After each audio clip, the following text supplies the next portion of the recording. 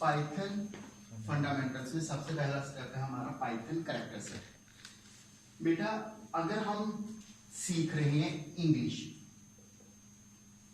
तो इंग्लिश में हमें कितने लेटर्स सीखने को, कितने कैरेक्टर सीखने पड़ते हैं? तो बेसिकली बच्चों का आंसर आता है सर वी नीड 26 कैरेक्टर्स। तो आपके हिसाब से जो ठीक बोला गया है 26 कैरेक्टर्स मींस कि ऐसी विजिबल एंट्री जो किसी से डिफरेंट ना हो, मेल लिखाती हो। मतलब अगर मैं कैपिटल ए लिख रहा हूं, it is quite difficult to small a, तो जहां पे 2 कैरेक्टर होंगे, तो अब मेरे को बताओ कि कितने कैरेक्टर सीखने होंगे? बच्चे बोलते हैं 26 प्लस 26 52 आंसर आ गया। तो स्टिल आंसर इज रॉन्ग। क्यों? क्योंकि आपने फुल स्टॉप यूज करना होता है, डिजिट यूज करने होते हैं, सिंबल्स यूज करते हैं। जैसे हम लिखते हैं एड्रेस में city, let it be hash sign Jammu, it means the hash is also part of English language. ठीक है। और अगर मैं कहीं पे भी इंग्लिश लिखते लिखते जे वाला कैरेक्टर यूज करूं, you will trace it, it's error. क्यों? क्योंकि जे हमारे पास इंग्लिश में एग्जिस्ट नहीं करता। इसी तरह से अगर मैं पाइथन को रीड करने लगा हूं, तो पाइथन को रीड करते वक्त मेरे को उसका भी कैरेक्टर सेट देखना पड़ेगा। ठीक है। तो इसका क्या होगा? The set of all those characters that are used to develop Python programs is called as a Python character set। क्या बोला जाएगा उसे? Python character set। The set of all those characters that are used to develop Python program is called Python character set. तो जो Python character set है मेरे पास, basically it is classified into 2 types. कौन कौन सी टाइप्स हैं? एक आता है मेरे पास printing characters, second is non printing characters. Second is non printing characters.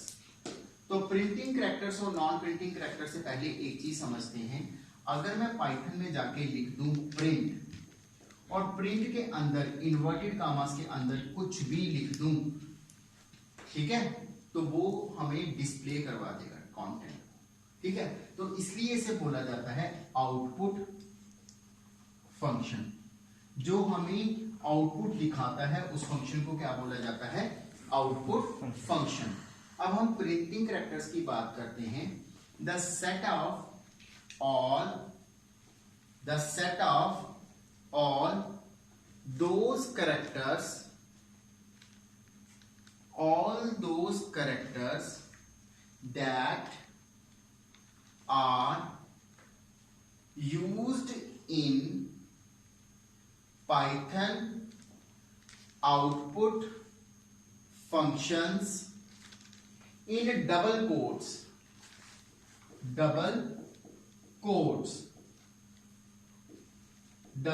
quotes means inverted commas, and display on the screen and display on the output screen in the same format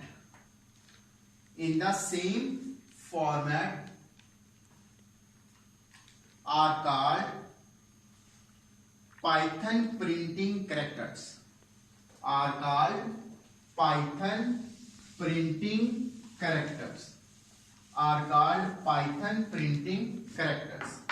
example, अगर printing characters की example देखें तो मेरे पास क्या होगा? Capital A to capital Z, small a to small z, 0 to 9 symbols, let it be 1 hash star dollar at the rate of caret sign, greater than, less than, equal to, exclamatory sign, then question mark, dot, comma, extra. These all are printing characters including space. अगर मैं space भी लिखता हूं तो वो भी मेरे को दिखेगा. इसकी एग्जांपल देखिए. अगर मैं लिखता हूं print 11th class is very good.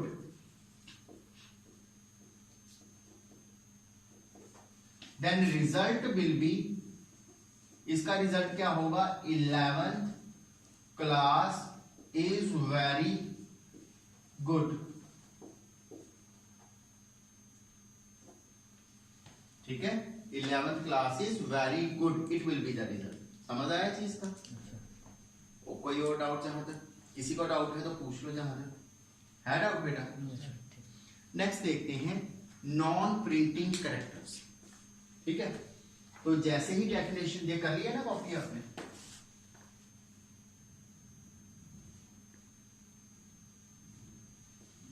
ठीक.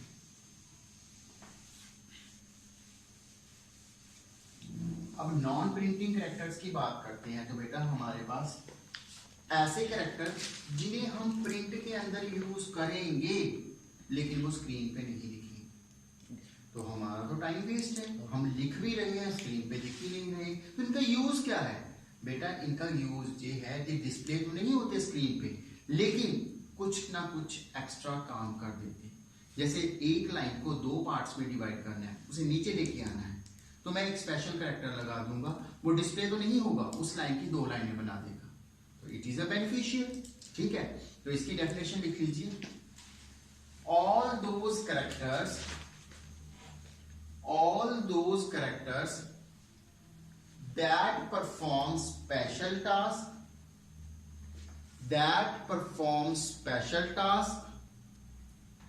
but never display on the screen when we use it on output functions are called non-printing characters, comma या or escape sequence, escape sequence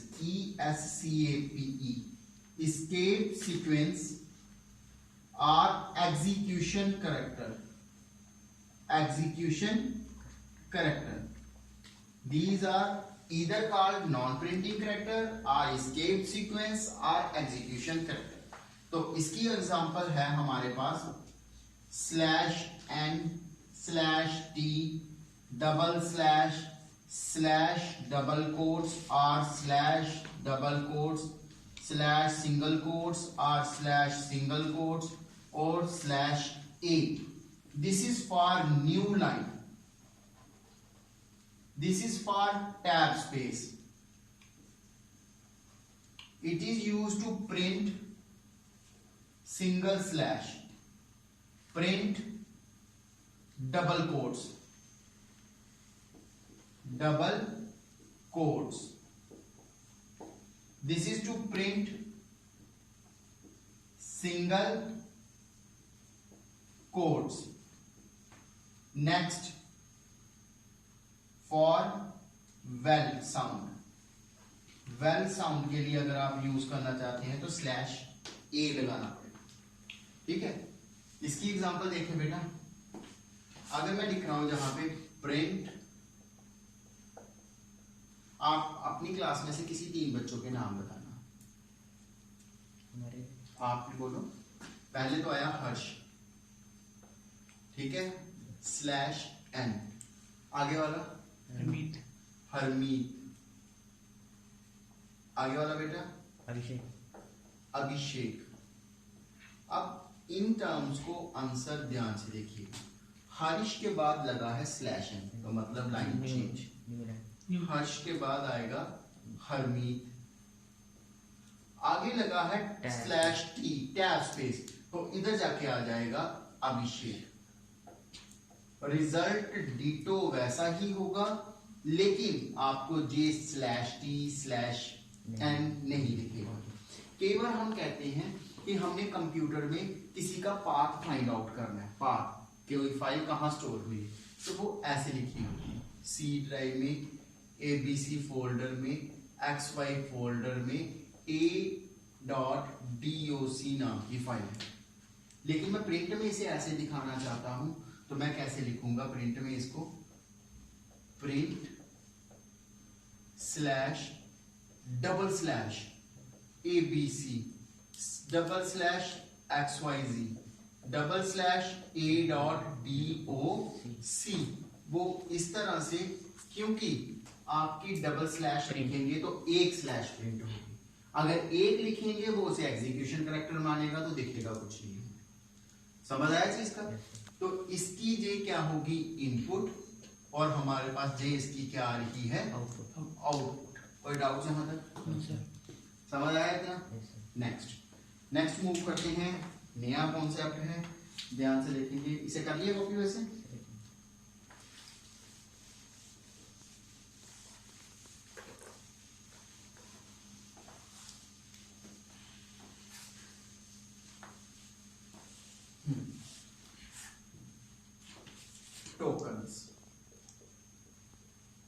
tokens हमारे school में कितने बच्चे आ रहे हैं अभी?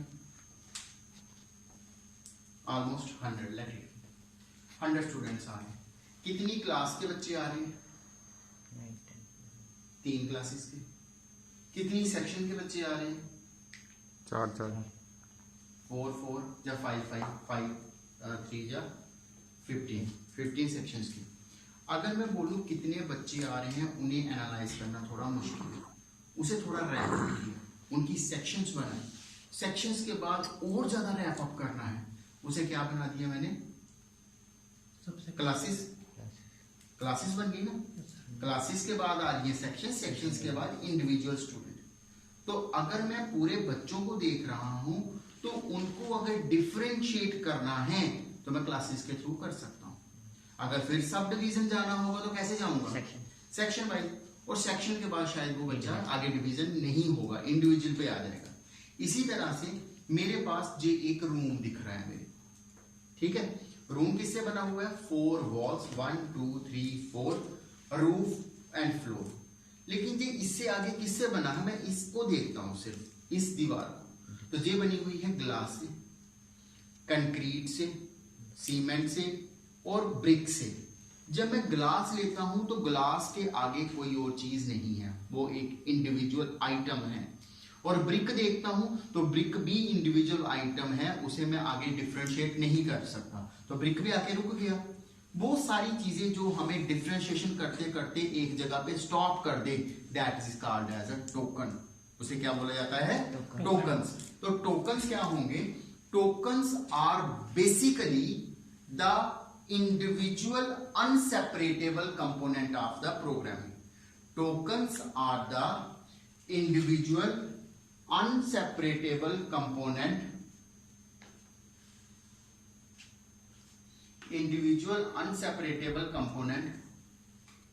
that can never be further divided more, that can never be further divided more। ठीक है, तो उसको क्या बोला जाता है, टोकन्स। तो हमारे पास कौन कौन से टोकन्स हैं, फर्स्ट आता है हमारे पास कीवर्ड्स, सेकंड आता है आइडेंटिफायर, आइडेंटिफायर के बाद थर्ड आता है ऑपरेटर्स, ऑपरेटर्स के बाद आता है कॉन्स्टेंट्स, कॉन्स्टेंट्स के बाद आता है मेरे पास पंक्चुएटर। अब ये ध्यान से देखिए 1 बाय 1।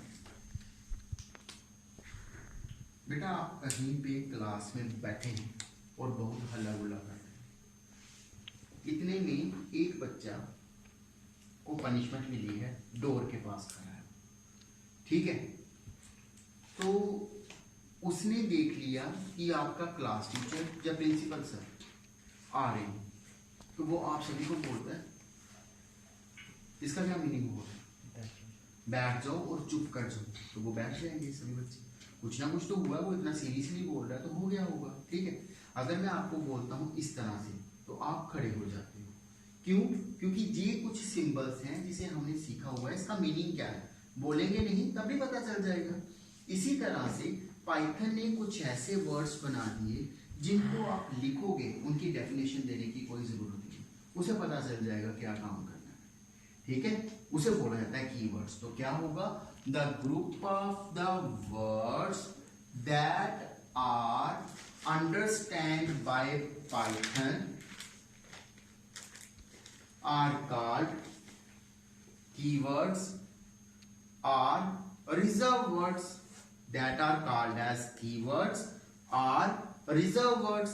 अब क्वेश्चन ये है कि जब मैं प्रोग्राम बना रहा हूं, पहली बार पाइथन को मैंने खोला और एक बना बनाया प्रोग्राम है, मैंने देखना है इसके अंदर कीवर्ड्स कितने हैं, तो मेरे को कैसे पता चलेगा? सिंपल वर्ड, जो वर्ड ऑरेंज कलर में कन्वर्टेड हैं पाइथन की नेटिव उसमें प्रोग्राम में, ऑरेंज कलर के, वो कीवर्ड है, उन्हें क्या बोला जाएगा? कीवर्ड। आज की डेट में आप अपना सिस्टम खोलते हैं, उसके अंदर किसी ने पाइथन का पहले का प्रोग्राम बनाया है, तो आप चाहते हैं कि मैं देखना चाहता हूं इसमें कीवर्ड कितने हैं, तो आप उनमें से सिर्फ ऑरेंज कलर वाले वर्ड्स काउंट कर लीजिए, ठीक है। तो कीवर्ड्स जो होंगे उनकी कुछ एग्जांपल मैं दे रहा हूं आपको। इफ, एल्स, ट्राई,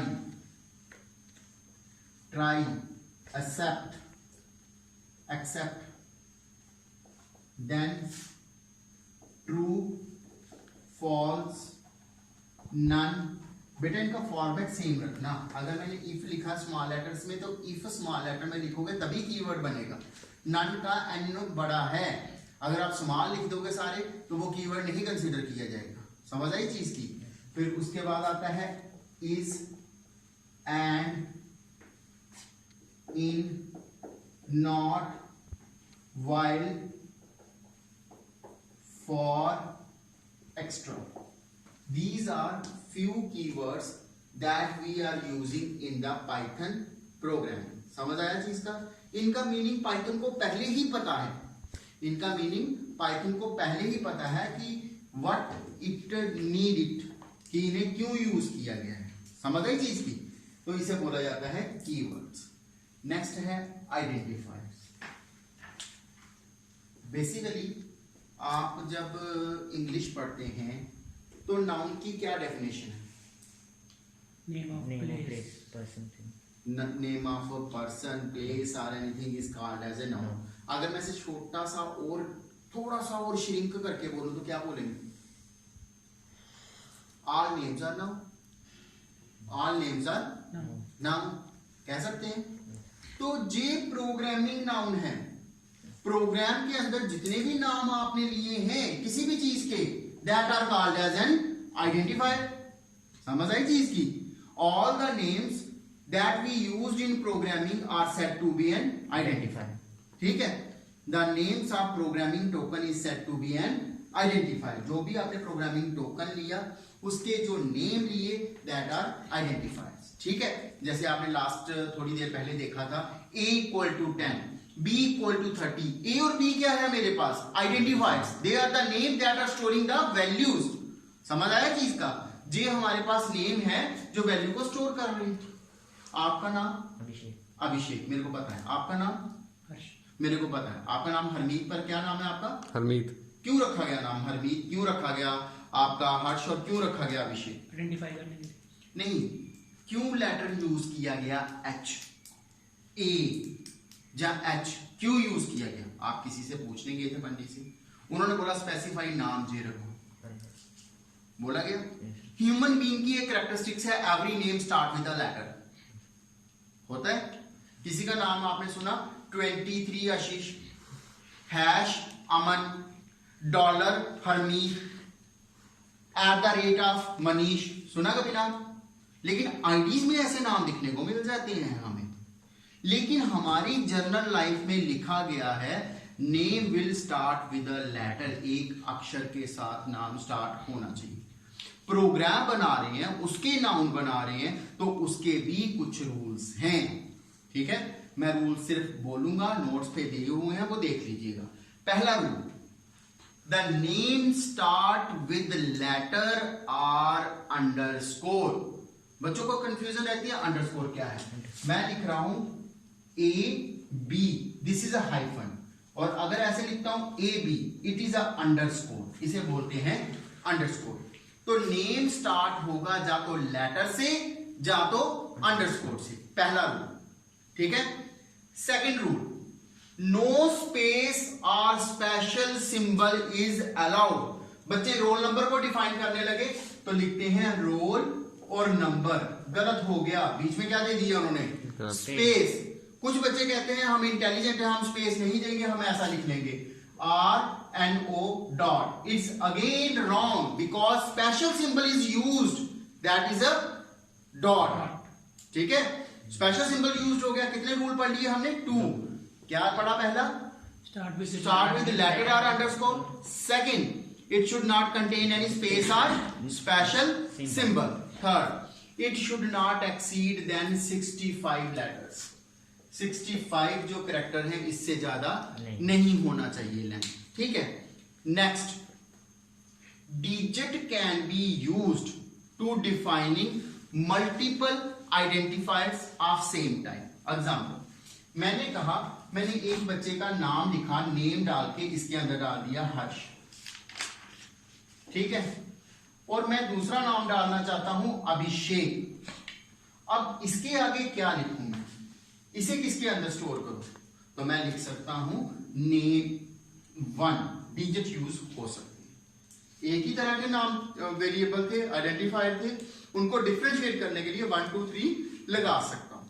ठीक है, और underscore can be used for better readability.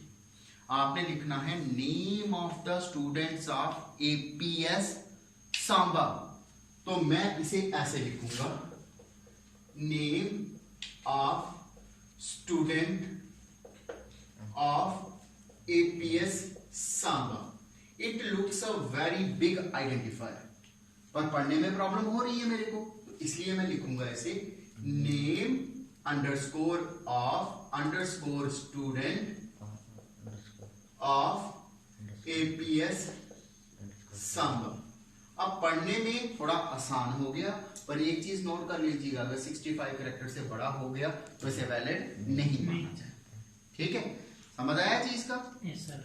तो आइडेंटिफायर बहुत ही ज्यादा रोल वाइटल प्ले करते हैं। आगे जाके आपने फंक्शंस बनाने हैं, वेरिएबल्स बनाने हैं, और बहुत सारी लिस्ट बनानी है, बहुत कुछ बनाना है, तो उसके लिए आप आइडेंटिफायर टर्म का यूज करेंगे। डॉट कभी नहीं आएगा, स्पेस कभी नहीं आएगा। ठीक है, नेक्स्ट टॉपिक मूव करें, ऑपरेटर्स। बेटा कितना टाइम हो गया? 11 12।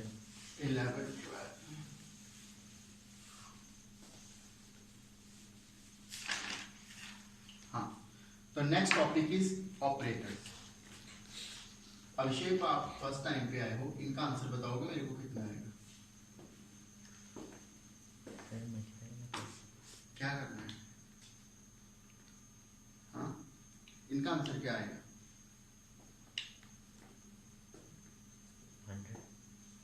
100 आंसर। आपके अकॉर्डिंगली हरमीत? 6535। 6535। आपके accordingly? Same 6535। Very good. Answer आपने दिया है थोड़ा सा हटके दोनों ने, पर अब एक बात सुनना, this is called as a data, this is also called as a data. ठीक है, मैंने इसे डिफाइन नहीं किया है स्ट्रिंग है या इंटीजर। अगर इन्वर्टेड कॉमास के अंदर लिखता ना मैं 65 और 35, तब भी इसको क्या माना जाता? डेटा, और इसे क्या माना जाता? डेटा। तो मैं कहता हूं ये तीनों आंसर आपके गलत है। क्यों? आपने अभी डिफाइन ही नहीं किया, इनके साथ करना क्या है? You don't put any symbol. अगर मैं जहां प्लस लगाता हूं तो जहां इसका आंसर आता है 100। ठीक है, अगर मैं माइनस लगाता हूं तो आंसर आएगा 30। मल्टीप्लाई करूंगा तो आंसर कुछ और आएगा, डिवाइड करूंगा तो आंसर कुछ और आएगा। समझ आई चीज की?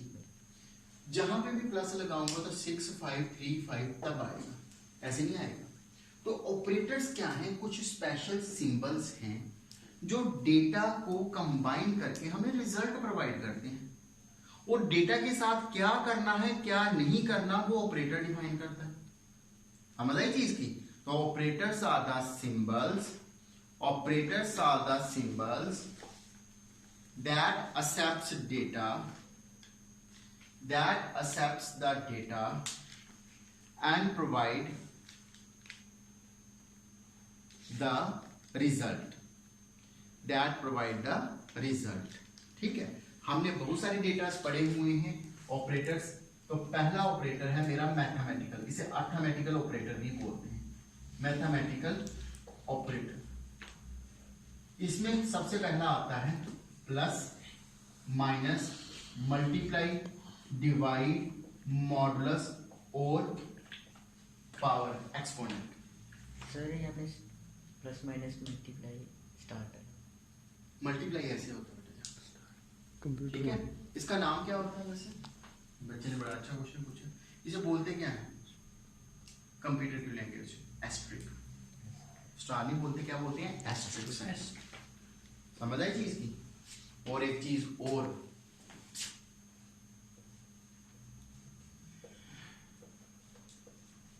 इन्हें हम क्या बोलते हैं? इन्हें क्या बोलते हैं? इन्हें क्या बोलते हैं कंप्यूटर लैंग्वेज?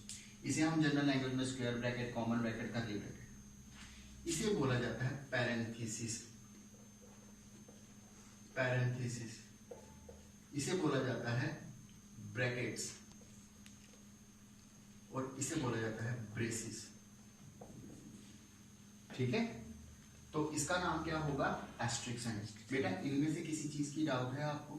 दो टर्म्स को ऐड करेगा, प्लस करेगा, मल्टीप्लाई करेगा, जी क्या करेगा? डिवाइड करके क्वोशिएंट आंसर देगा। ठीक है, अगर मैं 16 कर रहा हूँ, 20 कर रहा हूँ 4 के साथ डिवाइड, तो 5, 20 और 0, तो इसका आंसर क्या आएगा? 0। लेकिन मॉडुलस क्या करता है मेरे पास? 0 नहीं, इसका आंसर आएगा 5। और मॉडुलस क्या करता है? रिमाइंडर प्रोवाइड करता है। अगर रिमाइंडर की बात करेंगे तो क्या आंसर आएगा इसका? 0। और जी क्या करता है? पावर बना देता है, किसी नंबर की क्या बना देता है? पावर बना देता है। जैसे मैंने लिखा 2 डबल स्टार 5, 2 की पावर 5, आपको शायद ये नहीं होगा पता, 32 आंसर आता है इसका। 2 2 जा 4, 2 जा 8, 2 जा 16, 2 जा 32। समझ आया चीज का? कोई डाउट यहां तक? तो ये मेरे पास थे मैथमेटिकल ऑपरेटर्स। ठीक है, सेकंड आते हैं मेरे पास रिलेशनल और कंपैरिजन ऑपरेटर्स। रिलेशनल है या कंपैरिजन ऑपरेटर्स। जो रिलेशनल और कंपैरिजन ऑपरेटर्स हैं वो किस तरह से वर्क करते हैं? जी आता है ग्रेटर देन, जी आता है लेस देन, जी आता है ग्रेटर देन इक्वल टू, जी आता है लेस देन इक्वल टू, और जी आता है नॉट इक्वल टू, और जी आता है इक्वल टू। आई होप इसका पता है आपको। लेफ्ट हैंड साइड पे वैल्यू बड़ी होगी और राइट हैंड साइड पे छोटी होगी, answer true. Left hand side पे वैल्यू छोटी होगी, राइट हैंड साइड पे वैल्यू बड़ी होगी, तो आंसर ट्रू। ट्रू। छोटी होगी और जहां बड़ी होगी तो ट्रू, अदरवाइज फॉल्स। जहां पे लेफ्ट हैंड और राइट हैंड साइड पे वैल्यू इक्वल भी चेक की जाएगी, और क्या दिया जाएगा कि लेफ्ट हैंड साइड पर वैल्यू बड़ी है, दोनों केसेस में ट्रू आएगा। ठीक है, अगर मैं लिखता हूं 5 greater than equal to 4, answer है ट्रू, और 5 greater than equal to 5, again answer true, क्योंकि जहां पे 5 ग्रेटर है इसलिए उसे ट्रू मिल गया, जहां इक्वल टू है इसलिए ट्रू मिल गया। Same is the case with less than equal to. अगर मैं लिखता हूं 4 is less than equal to 5, condition true, 4 is less than equal to 4, again condition true। दोनों में से एक केस ट्रू होना है। और not equal to, not equal to का मतलब है कि वैल्यू इक्वल नहीं होंगी तब आंसर ट्रू आएगा, और इसकी वैल्यू इक्वल होंगी तब आंसर ट्रू आएगा। देखो इधर 2 is equal to 2, आंसर है true. 2 is equal to 3, answer क्या आएगा इसका? False. 2 is not equal to 2, तो आंसर क्या आएगा? फॉल्स नहीं, आंसर आएगा फॉल्स नहीं, हाँ फॉल्स। और इसका आंसर आएगा 2 इज नॉट इक्वल टू 3, तो आंसर क्या आएगा हमारे पास? ट्रू, कि 2 जो है 3 के इक्वल नहीं। आज के लिए इतना ठीक है ये वाला, ठीक है। सिस्टम पे देखना है इसको, अगर टाइम है तो देख लेते हैं बेटा, सिस्टम पे भी ले आना है अगर बच्चे देख पाते हैं। देखो पहले मैंने बोला था सबसे पहला प्रिंटिंग कैरेक्टर्स। प्रिंटिंग कैरेक्टर्स में देखो प्रिंट मैं लिख रहा हूँ hello students of 11th class IP, और उसके बाद मैंने लिखा कुछ सिंबल्स डाल दिए, डिजिट्स डाल दिए और एंटर किया। जैसे एंटर कर रहा हूँ वो पूरा का पूरा रिजल्ट मेरे सामने, ठीक है। अब मैं लिखता हूँ print hi students /n/t how /t r /t you question mark double quotes, you can see the result, ठीक है। लाइन छोड़ी है, स्पेस दी है, पर मैं लिखना कुछ और चाहता था, जब लिख कुछ और दिया मैंने Ctrl+C, जहाँ पे मैंने किया Ctrl+V, जहाँ पे /t आ गया उसके बाद /n लिखा और जहाँ भी /n लिखा। अब देखिएगा रिजल्ट जो है मेरे पास क्या लिख रहा है, हेलो हाउ आर यू, ठीक है। तो हर स्टेप में मैं स्टेप बना रहा हूँ।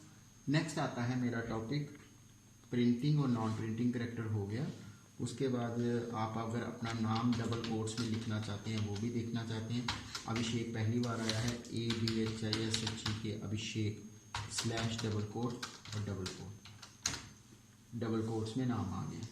प्रिंट में जैसे मैंने ये बोला था C ड्राइव के अंदर डबल कोट के अंदर ABC नाम का फोल्डर, इसके अंदर XYZ के अंदर A.DO, इसके अंदर A.DOC डबल कोट्स और स्लैश, सारी वैल्यूज आ रही हैं, ठीक है। नेक्स्ट आता है मेरे पास किसका, प्रिंटिंग नॉन प्रिंटिंग। अब आता है कीवर्ड। अब देखो if orange colour, is orange colour, while orange colour, तो ये तो मेरे पास ठीक है। मैं करता हूँ फाइल में जाके ओपन, मैंने जहाँ कोई फाइल बनाई है ABC नाम की। ये देखो आपको कुछ नहीं पता इस प्रोग्रामिंग का, आपको बोला जाता है सिर्फ आप कीवर्ड काउंट करें, तो 1 कीवर्ड, 2 कीवर्ड, 3 4 5 6 7 8 कीवर्ड्स हैं, मेरे को पता चल गया। समझ आई चीज़ की? तो कीवर्ड का तो मेरे को पता चल गया कीवर्ड क्या होते हैं जो ऑरेंज कलर्स में हमें डिस्प्ले करते हैं, that are called as a keyword. समझ आया कुछ? Yes sir. तो एक बार इसे रन करते हैं, ठीक है।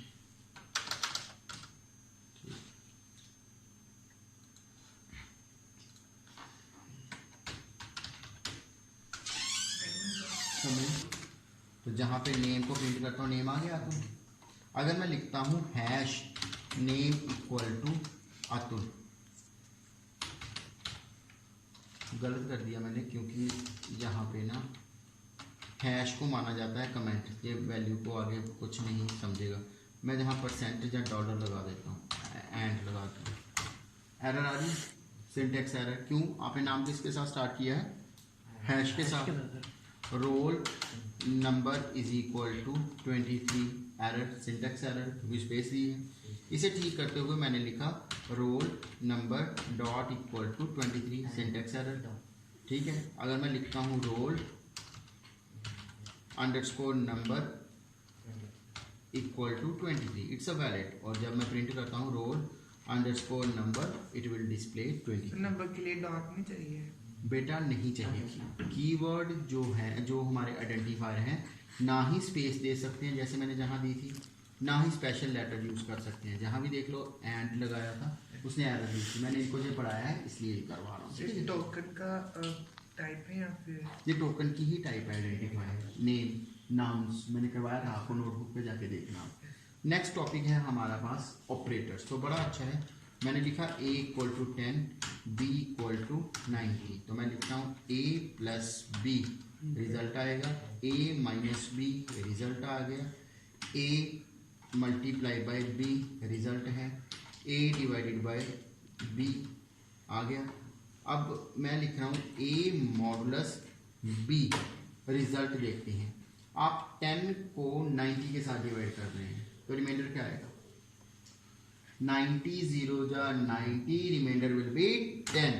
जब डिनोमिनेटर बड़ा होता है न्यूमिनेटर से तो जो न्यूमिनेटर होता है वही आ जाता है हमारा रिमाइंडर। समझ आया क्या बोला मैंने?